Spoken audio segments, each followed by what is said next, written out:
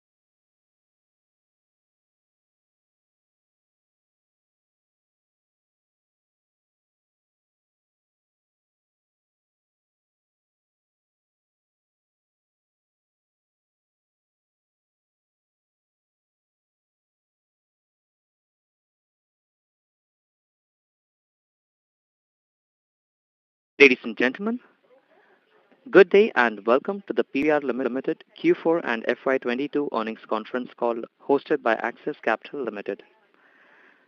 As a reminder, all participant lines will be in the listen-only mode, and there will be an opportunity for you to ask questions after the presentation concludes. Started. I now hand the conference over to Mr. Ankur Periwal from Axis Capital. Thank you, and over to you, sir. Thank you, Aman. Good evening, friends. Welcome to PVR Limited's Q4 and FY22 post-result earnings conference call. As brief management discussion on the Q4 and full year performance, followed by an interactive Q&A session. Management team will be represented by Mr. Sanjeev Kumar, Joint Managing Director, PVR Limited, Mr. Gautam Datta, CEO, PVR Limited, Mr. Kamal Gyanchandani, Chief of Business Planning and Strategy and CEO, PVR Pictures, and Mr. Nitin Sood, CFO, PVR Limited. Over to you, Mr. Kumar, for the initial comments. Thank you. Dear all, I would like to welcome you all to the earnings call to discuss the audit results for Q4 12-month FY22. I hope you've had the opportunity to review our presentation and results, which have been uploaded on ours as well as on the Stock Exchange website.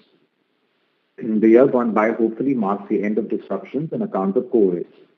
The third wave of COVID that started in the last week of December 21 was the shortest in duration. The infection positivity rate peaked in mid-Jan 22 and came down drastically by the end of Jan 22. All the states and UTs implemented restrictions around capacity and night curfews, which impacted cinema operations. This time around, except for Delhi and Haryana, no other state mandated complete cinema shutdown. By the end of Jan 22, the state started to withdraw restrictions, and by the end of Feb 22, almost all restrictions had been done away with. As on date, all restrictions have been lifted across more than 99% of the screen portfolio. Release of new blockbuster content, which had started from first week of November, abruptly stopped as soon as fresh restrictions were announced in the end of December. There was no fresh content for the month of January and for a large part of February. Release of blockbuster content resumed from the fourth week of February, namely Valimai, Bhimla Nayak and Gangubai. This was followed by Kashmir Files, which was a sleeper hit, RRR and Batman in March 22. Consistent flow of new content ensured that we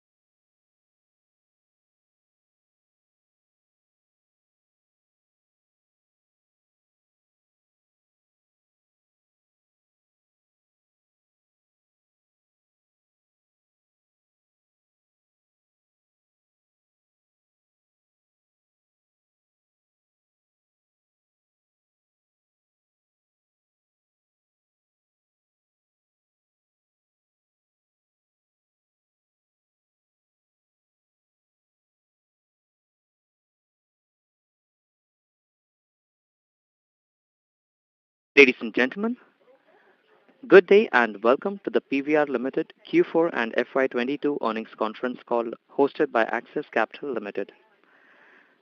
As a reminder, all participant lines will be in the listen-only mode, and there will be an opportunity for you to ask questions after the presentation concludes.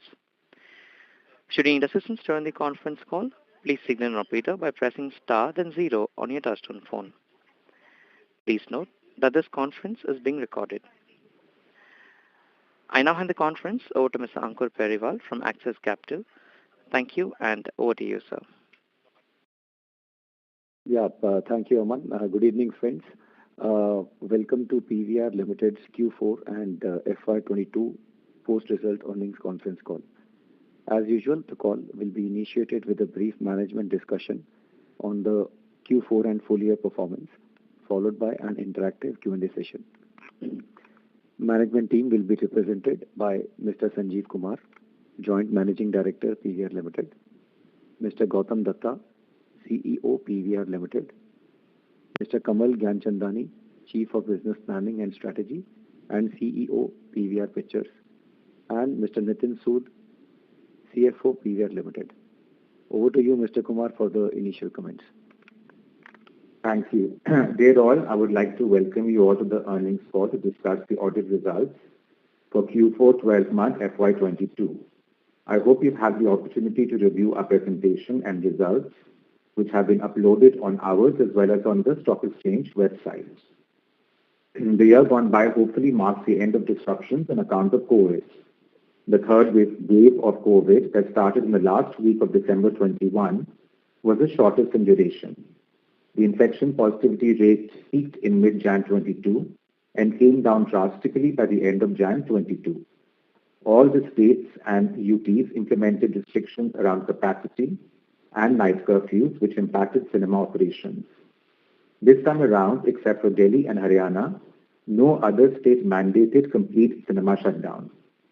By the end of Jan 22, the state started to withdraw restrictions, and by the end of Feb 22, almost all restrictions had been done away with. As on date, all restrictions have been lifted across more than 99% of the screen portfolio. Release of new blockbuster content, which had started from first week of November, abruptly stopped as soon as fresh restrictions were announced in the end of December.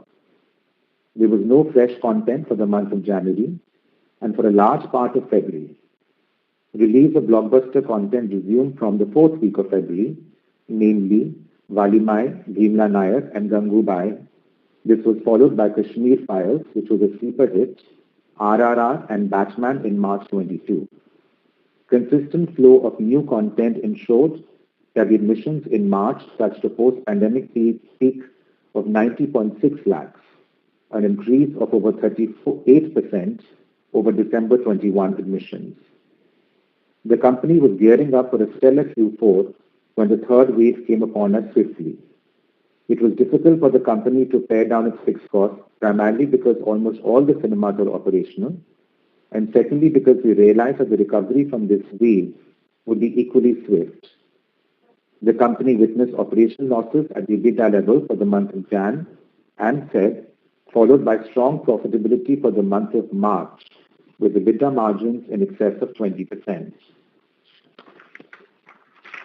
The company opened 29 screens across 5 properties in FY22 and also closed 23 screens across 9 properties on 31st March where leases had expired. A 6-screen multiplex in Rourkela was the first cinema that the company opened in FY23.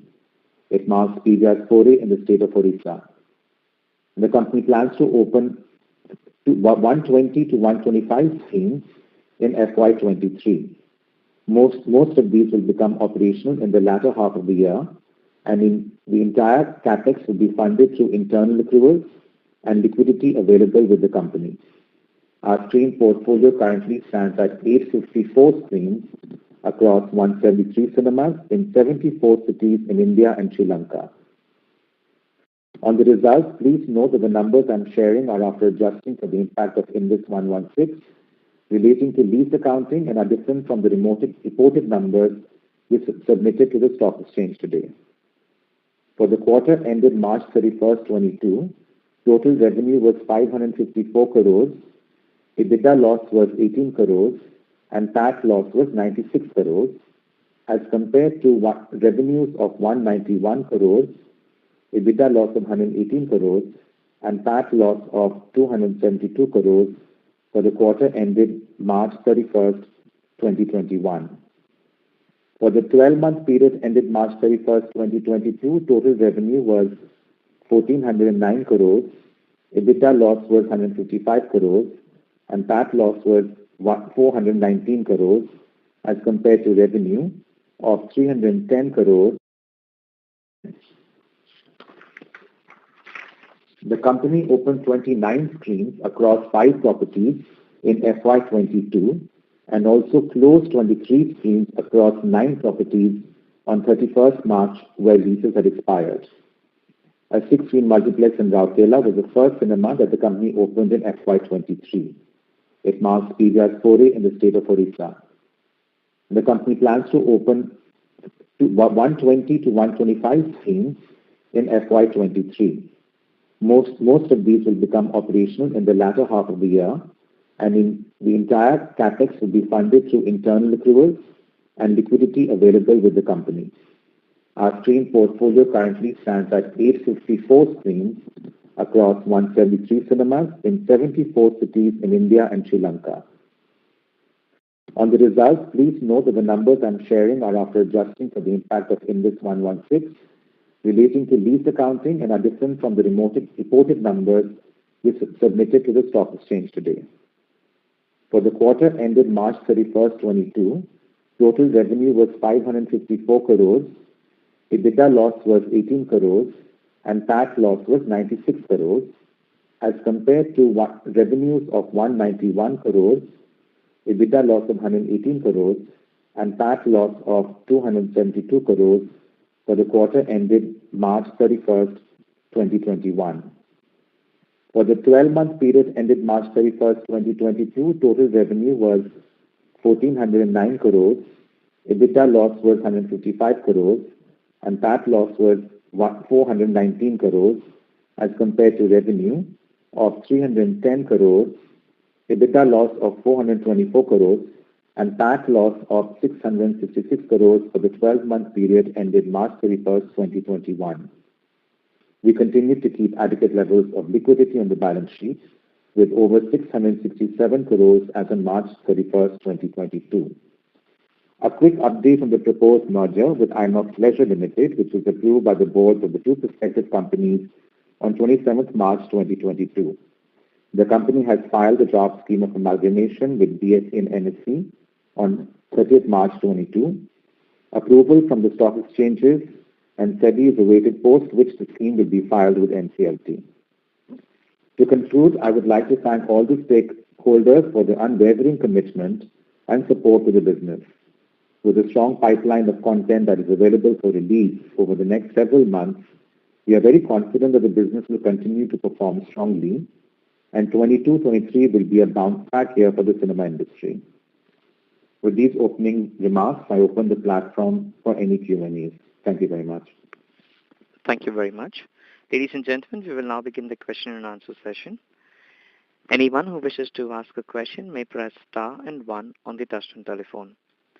If you wish to remove yourself from the question queue, you may press star and 2. Participants are requested to use handsets while asking a question.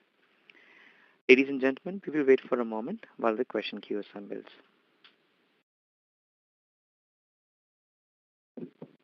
First question is on the line of Abneesh Roy from Edelweiss. Please go ahead.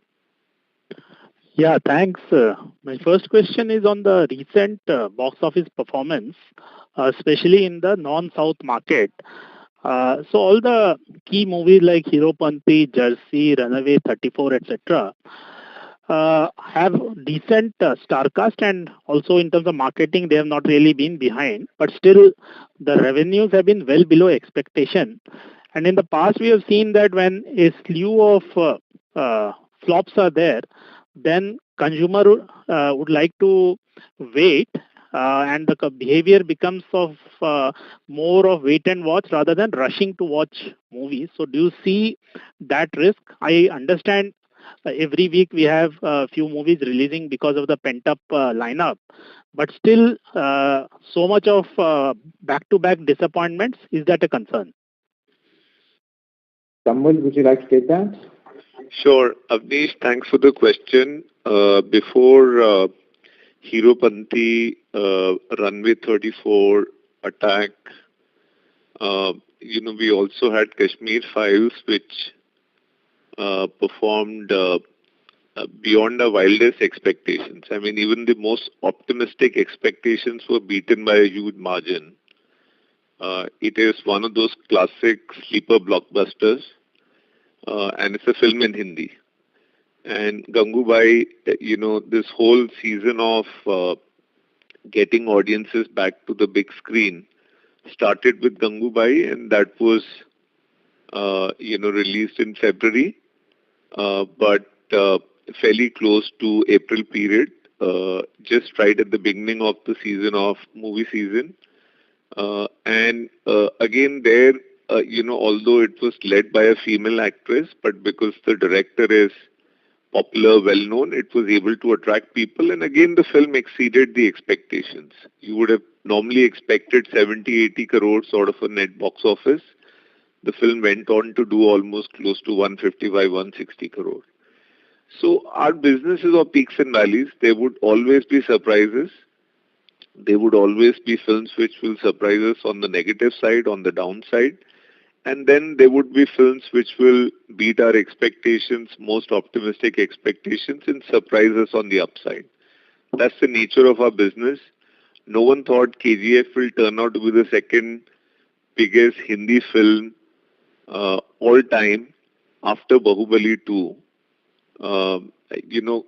Kannada films as a regional language has never even been in the reckoning. It's always been Tamil or Telugu, and Telugu more so because of Bahubali and Mr. Rajmouli. But no one thought Kannada films would be able to beat all other regional languages, and the film dubbed in Hindi will turn out to be the second largest, highest collecting box office ever.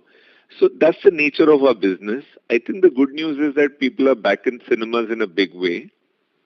I would spin this argument, and give you, another perspective that if a dub film with, a somewhat unknown star can do 400 crore plus box office in Hindi dub, and I'm talking only Hindi. I'm excluding all other languages, Kannada, Telugu, Tamil, Malayalam. Then you can imagine when a Hindi film which is rooted in Indian ethos, which tells a story which resonates with a large number of people and which has a popular face at the helm. It could be Brahmastra, it could be Lal Singh Chadda, it could be any other film which is coming. It could very well be Prithviraj. So you can imagine what is the potential of a Hindi film which resonates with a large number of people and which has a popular face. I think the business has the whole perception that we had that this is the maximum ceiling. All of those perceptions and myths have been broken. And what we are seeing in April and before that in March, these are very positive developments. So just one very small follow-up there. So you mentioned Gangubai, Kashmir Files and the dubbed movies of South India. Those are differentiated content or say more of masala movies. So essentially movies which are not doing well say in Hindi, those are more of a metro kind of audience. So do you see now producers addressing that bit? Because clearly mass masala, those kind of movies seem to be working rather than too much of a SEC A1 kind of a content. So would you agree to that, and would you see content getting addressed? I understand some movies are coming which will be more of Indian ethos, but do you see that as key reason why some of these movies did not work? So Gangubai is not a masala film. It's your SEC A+. It's what you call typically a multiplex film. Batman dubbed in Hindi is targeting multiplex premium audience. Doctor Strange, which is turned out to be the second highest weekend after Spider-Man since we've reopened theaters, is a premium audience, premium segment film. And Doctor Strange is not just done well in the original version, but the Hindi dub is also done exceedingly well. So we've had examples on both sides. I think where you're right in saying what you're saying is that the results are polarized. Films which are doing well are doing exceedingly well. Films which are struggling at the box office are struggling more than expected. But look, we've been off and on, we've been half shut, half open for the last 2.5 years. There would always be some unpredictability in terms of content that people like and would like to come out and watch it in theaters. But I think it's a matter of time when it will settle down. Right now, all sorts of films are doing well. We don't have this concern that only, these pot boilers, commercial films, over-the-top fight films, as we call them, are doing well. That's not the concern at all. In fact, we see that as a positive. Sure. My last question is on Sri Lanka. So 8.7 crore forex. What would be your expansion plans in Sri Lanka next 2 years? And in the FY23 period, how do you see the high inflation and lack of low electricity? Those 2-3 issues are there in Sri Lanka market. So how do you see the profitability in Sri Lanka in FY23 given the current context? Nitin, you want to take this? Do you want me to take that? Sure. Okay. I think as far as this year is concerned, we'll wait and watch. Let's see what happens both with the economy and where the economy is headed. We obviously hope that things get better and improve.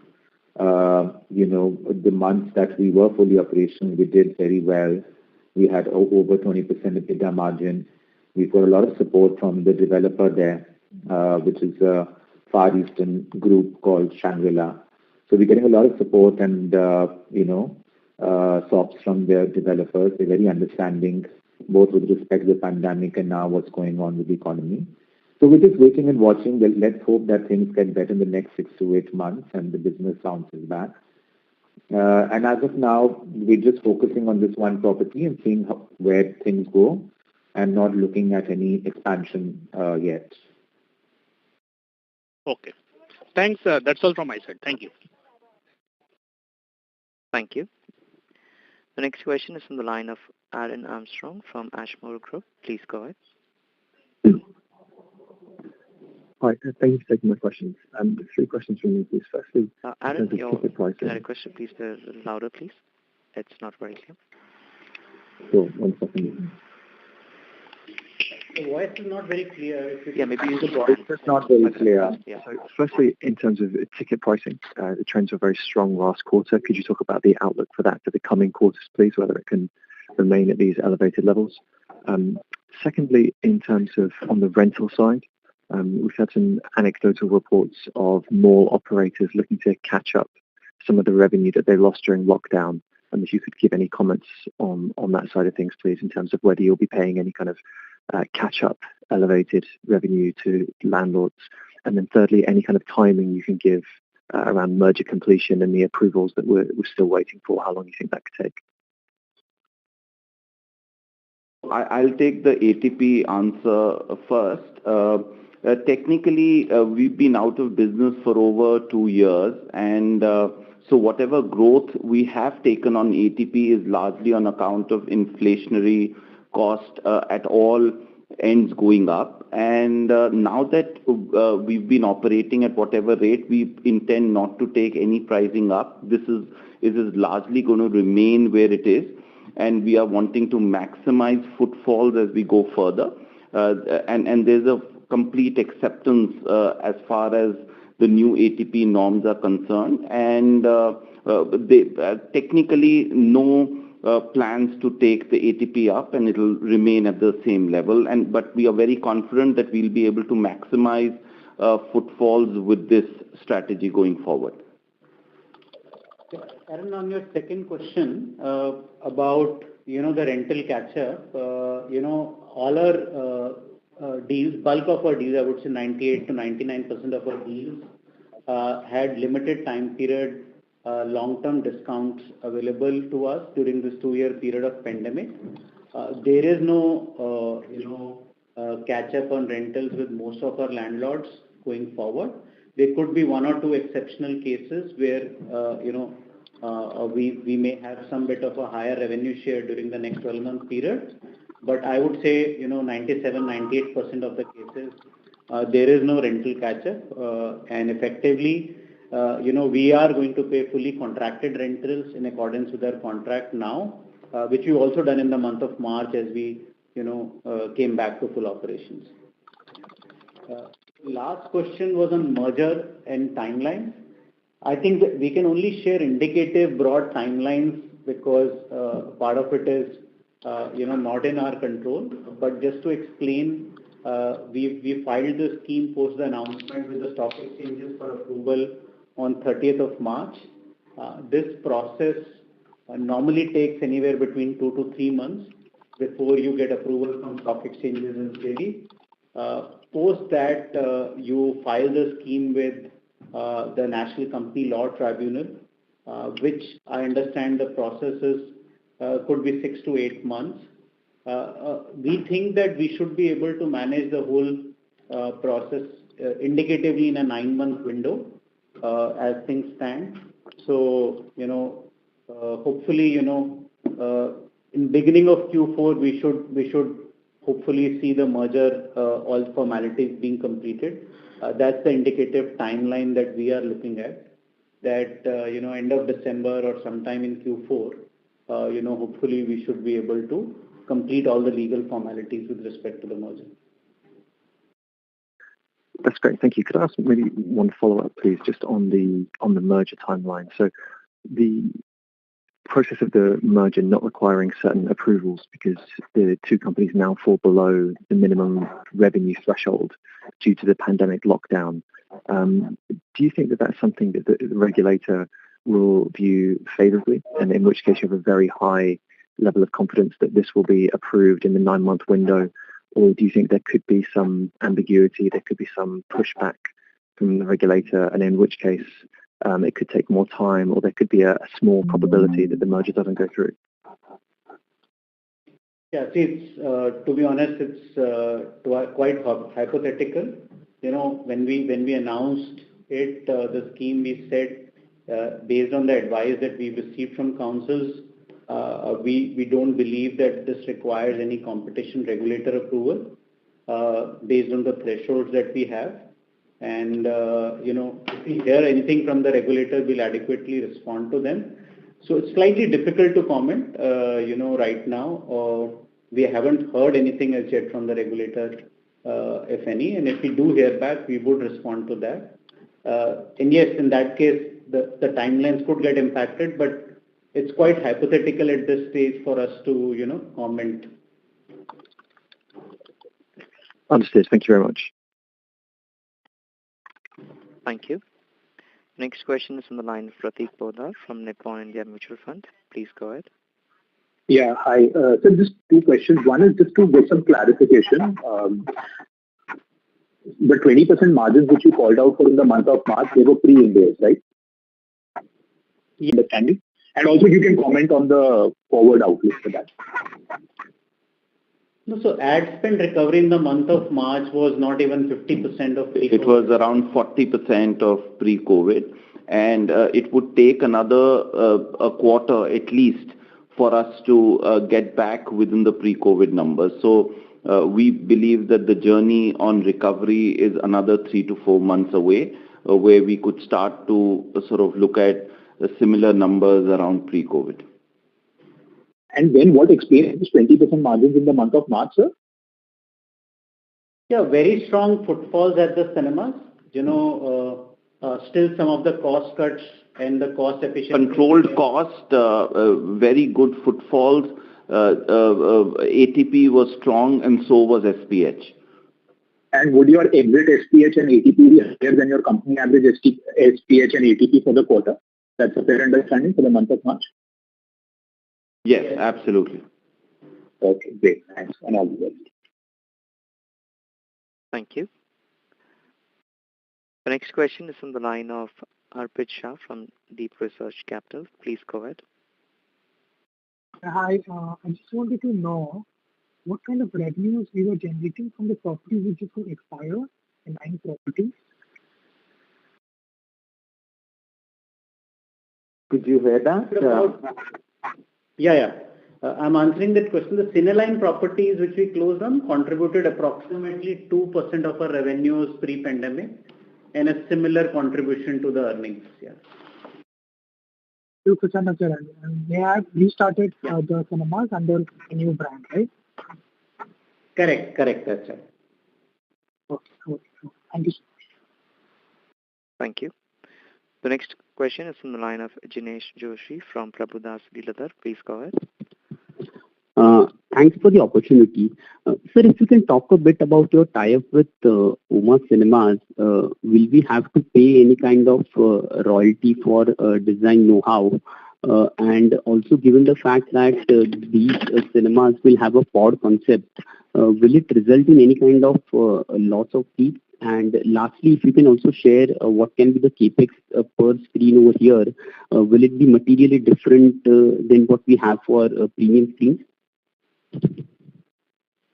Wow. Is Pramod there or? No, Pramod is, I don't think he's there on the call. Okay.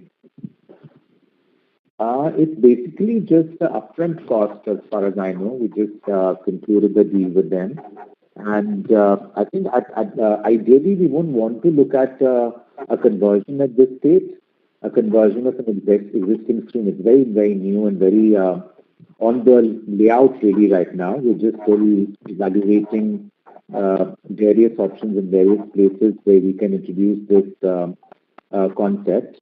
So we don't know for sure if there will be any seat losses or there will be, in fact, we'll be able to manage to get more seats or better seat efficiency because we really haven't even started working on the layouts yet. But we would look at probably introducing this in a new multiplex and not in a retrofit. So in a retrofit you may have those worries of losing seats, but in a new project we will be able to accommodate the format and at the same time not lose any seats. And the capex part and also the design part with respect to royalty and all. Yeah, so let me answer that. In this case, this is an architectural concept. There is no long-term royalty payable. We'll be paying them for their services for designing the unique concept and putting that in place for each property level. So there is no long-term financial impact apart from exclusivity in being able to introduce that concept for the Indian market. And currently, I think it's a fairly early stage where we are going to identify a location and then, develop a design concept which can be executed in that location. It's also very early stage to even determine the capex per screen. As I said, we've only inked the deal not even 10 days ago. Sure, sir. One last question from my side. I think we opened our first multiplex in Orissa some time back. So since we have debuted in this state, what steps are we taking in terms of branding and any specific reason as to what took us so long to kind of enter this market? Was it lack of malls or any specific reason which you would like to highlight? Raurkela was actually signed established developer there, Forum Group, based out of Calcutta. And of course, as you know, from signing to opening takes a while any which way. And of course, as you said rightly, it was the rest of any retail development for the longest time. First and the best mall that came up in Raurkela, Forum Mall, we signed, and which invariably got delayed by 2 years because of the pandemic as well. So we had started work on that property 2 years ago before the lockdown. And then we restarted post-opening, both the mall and us restarted work, even they stopped. And obviously then we managed to complete it and open it in April. And it's showing good numbers initially. It's only been less than 4 weeks since we've opened it now. And it's showing some promising numbers. And we have another one coming up in Raurkela where we'll start work. We haven't started yet. We'll start work there as well in a couple of months' time. Sir, one small clarification. This 8.7 crores of loss that we have reported from Sri Lankan operations, is this a non-cash charge or actual cash loss? No, this is a non-cash charge. Part of our investments into our 100% subsidiary are structured in form of a foreign currency loan, and as a result of which we need to book a reinstatement loss on the loan as the currency depreciates. So this is a non-cash charge. This is only an accounting charge required. Okay, sir. Thank you so much. Thank you. The next question is from the line of Sanjesh Jain from ICICI Securities. Please go ahead. Good afternoon, sir. Two questions from my side. First, on the ATP. So Inox has also reported the numbers. Just comparing the two companies, there is a divergence in the way how the ATPs have moved. The ATPs has improved for us, while the Inox it has declined on a sequential basis. Can you explain us or help us understand the ATP increase for us? Is that we have taken a price increase and Inox has moved with the similar pricing? What is the reason for the ATP? Because SPH, we are on the same trend as they are. So can you just help us understand the ATP? And if you have taken the price hike, what is the kind of price increase have you taken? So let me correct you here. Even the SPH growth for PVR is much healthier than what the competition could manage. So on both the ends, be it ATP and SPH, I think we've been able to record slightly better numbers. But now coming to your question on ATP, ATP is actually a blended mix of what the operators manage with content, timing, premium versus non-premium, and the kind of content that plays out better within the circuit.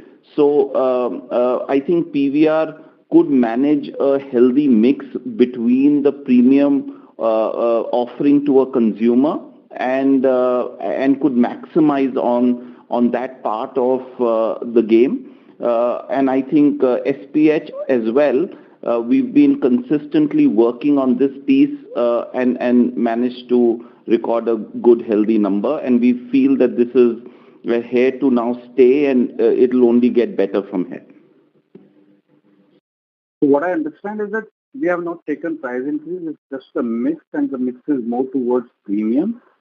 And going forward, this is the ATP we should be looking at, even for FY23. Yes, the only thing, as I said, sometimes the kind of films that do well, the mix of tier 2 and tier 1 market mix, for us, South performed well. So each chain has its own strength, and the way they program content has a bearing on ATP, because ticket pricing is what you see, an average ticket price is a blended answer to what we've managed to do with ticket prices. And for us, that formula has kind of worked a little better. Sure. Second question on the distribution margin. Again, there is a divergence trend between the two players. For us, on a sequential basis, the margin has declined, while for the competition it has increased, while we have done better on the ATP side. But the flow-through has been slightly inferior for us. What explains that? So, we would not like to comment on the comparison because this is all sensitive data and information that we would not be comfortable sharing on the public platform. I would only say that in Q4, because Jan and Feb were disrupted months where cinemas were open but content was not really coming, new content I mean,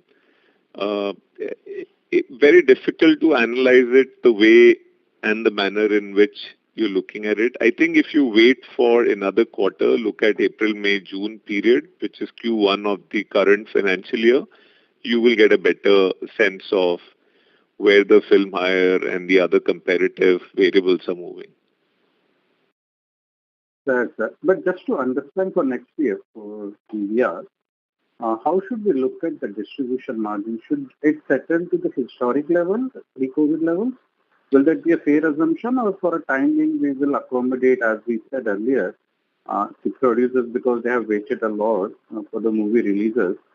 How should we look at the distribution margin for FY23? So the accommodation strategy has, it has stopped in March. We are back to